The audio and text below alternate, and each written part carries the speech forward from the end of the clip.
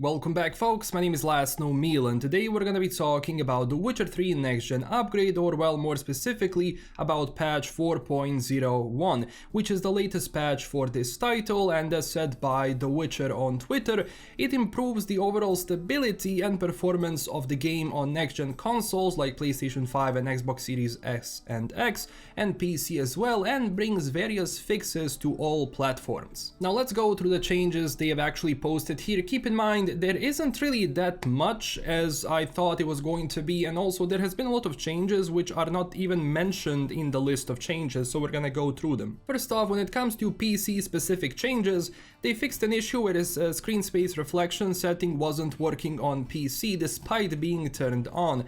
Players who had previously set their SSR setting to high may notice a performance impact. So yeah, this is something that people have been actually reporting on Reddit, that the performance of the game after this update was either not noticeable for some, and for some it was actually worse. I'm gonna be honest, for me it didn't really change all that much, because after the second hotfix for this game came out, it actually made the game run worse for me than it did on release, because as I reported in my review, I didn't really have problems running the game. Like, obviously I wasn't getting 200 frames, but besides Novigrad, it wasn't really that problematic. But after the second hotfix, well, problems started, and I'm going to be very honest, like, this update didn't really solve all that much. I've seen a few frames here and there if I'm, for example, outside of Novigrad, but specifically in Novigrad it can be still problematic. Now also they added a new performance mode for Ray Trace Global Illumination. Now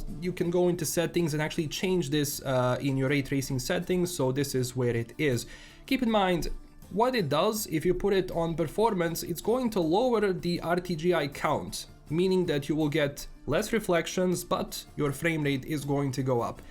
I'm also going to be honest, keep in mind I'm not Digital Foundry over here, but the difference in frames between performance and quality mode for Ray Trace Global Illumination was it wasn't noticeable, and the frame rate that I got was either a few frames, but if I'm in Novigrad, that frame rate gets eaten fast. And also, if you look at the side of the screen, you can see that still it does seem that the CPU utilization is really not the best when it comes to all cores. Again, as I said, I'm not Digital Foundry to go into specifics, or I don't know all that much, but still, I think comparing it to Cyberpunk 2077 and the usage of CPU that I get in that game right now, the difference is actually astonishing. And I'm gonna be honest, DirectX 12 still is causing some issues if you play it, especially if you play it with ray tracing. DirectX 11 on the other hand, which, you know, gives you the least amount of updates in a sense, and no ray tracing and all of that stuff,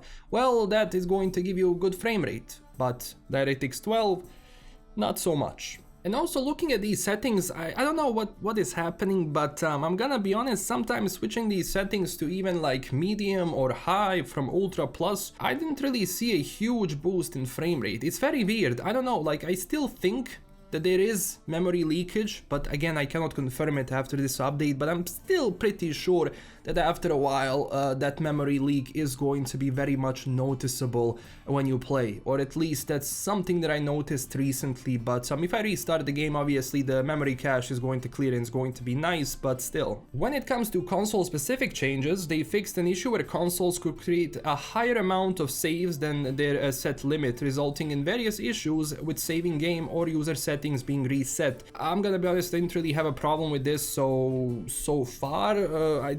Like, my saves on PlayStation 5 and PC are still pretty much the same if you are synced with GOG Cloud. They also improved the SSR quality on next-gen consoles. I've seen it, it's a little bit better, but I'm gonna be honest, like, the console version of the game, like, it's running so much better than the PC one.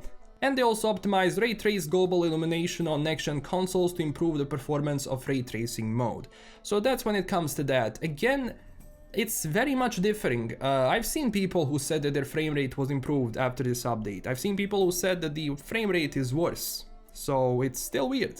But also keep in mind, if you have any mods installed, be sure to always have a backup of a clean version of the game without mods, because if your game cannot start or something like that, and if you use mods, then that can also be the issue, not necessarily the game itself. When it comes to quests and gameplay, they fixed all of this here. I'm not going to go through everything, like I'm just going to show you here. For example, one of the things is that the XE puppet actually has now the increased health and damage dealt by the puppet, so that's cool. And also, one of the things they have returned is that the armor merchant in Novigrad is going to now say, again, top-notch swords. If you're not following what this is, well, basically this was a funny, how would I say, thing, because an armor seller is not going to say top-notch swords, so that's here and that's back, so it's a cool little Easter egg. And when it comes to localization, they fixed some Arabic localization, you know, versions of the Ariana song, Will I Be Your Foe, in Korean and Chinese and all of that, so that's it. I'm gonna be honest, like, look, tell me down below, what do you think about this? So far, I mean, there has been moments where my frame rate was improved. There has been moments where my game now looks a little bit better when it comes to quality, but I'm gonna be honest again, when it comes to frame rate, I haven't seen a lot of changes to it, and I haven't seen a huge difference between the two, especially because the mod which I was showing you to install before and the mod which I've been using myself, which is the optimized ray tracing mod, which again lowers the RTGI count, it was doing much, you know, kind of a same job, I'm gonna be honest, so we'll see what's gonna be happening. Tell me down below again in the comments if you have any issues which arose. Is your game now fixed? Is your game running better?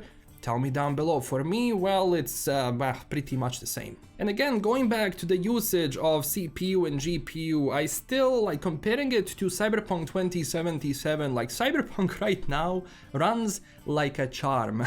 I'm gonna be honest, like, Cyberpunk right now, when I just turn it on after The Witcher, like, the frame rate is insanely bigger, and even the utilization of CPU is much better than it is still on The Witcher, so I think that's going to be one of the main things they have to fix, because DirectX 12, well, that's the one which brings most changes, but that's also the one which has the most issues currently. I mean, look, it's good so far, but it can definitely be better, but you tell me down below. If you enjoyed this video, don't forget to smash that like and subscribe button for more. Also, don't forget to check us out on Twitter and Discord, and if you wanted to support the channel in an extra way, you do have a Patreon page. And huge thanks to my current Patreon supporters for all of your support.